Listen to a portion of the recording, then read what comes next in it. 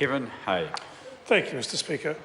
In 1996, I think it was, could be 97, I was working as an independent consultant, and I was commissioned by the Northern Regional Health Authority on behalf of the COPGM, the National Committee on Problem Gambling Management, to undertake some qualitative research as to what health services would be required for the health sector to be able to deal with problem gambling, because responsibility at that time was shifting to the health sector. And so the health sector reasonably wanted to know, well, what's it going to cost and what do we need to do? So, Mr. Speaker, I spoke to the providers of, they call themselves gaming services, gambling services, I'd say. Spoke to regulators, the internal affairs. I vividly recall opening the lift door onto an open plan office where the internal affairs inspectors were all housed in an open plan office. And on every single computer screen that I could see, someone was playing solitaire, literally 20 or 30 of them. I spoke to the people who provided treatment services for people with problem gambling addiction. Spoke to those people themselves and to their families, and recorded what was pretty much a miserable tale of devastation in people's lives. The Committee on Problem Gambling Management, interestingly, wasn't very happy with my report, because I suggested that the cost of providing those services, the services those people needed, would be very considerable. Now, the problem of problem gambling is now better quantified than it was then. So we know, for example, that in the year to September last year, people lost on pokie machines, which weren't, so Category 4 was not really a problem back in 1996. But in the year to September last year, people lost in excess of $800 million.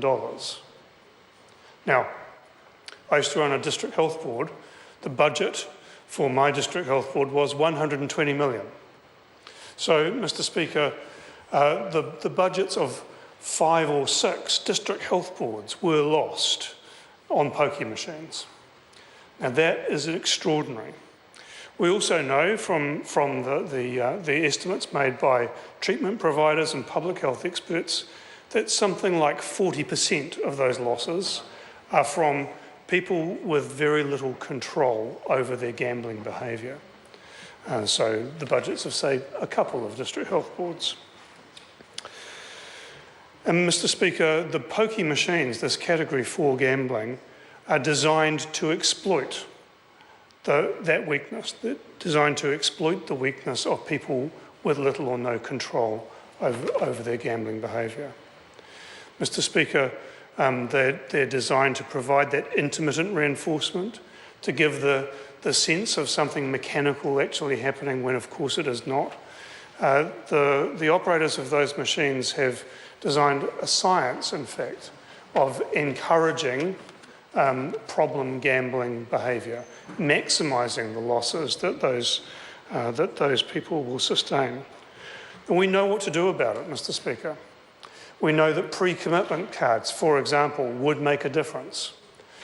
We know that real-time player tracking would make a difference. We know that adequately funding effective short-term intervention treatment services would make a difference. And yet, Mr. Speaker, time and again, when the opportunity has arisen in this House to make a difference, to improve the lives of those people afflicted by problem gambling, to actually do something that would make a difference, this House has chosen not to do it. It seems extraordinary to me that that is the decision that we've made, but we have.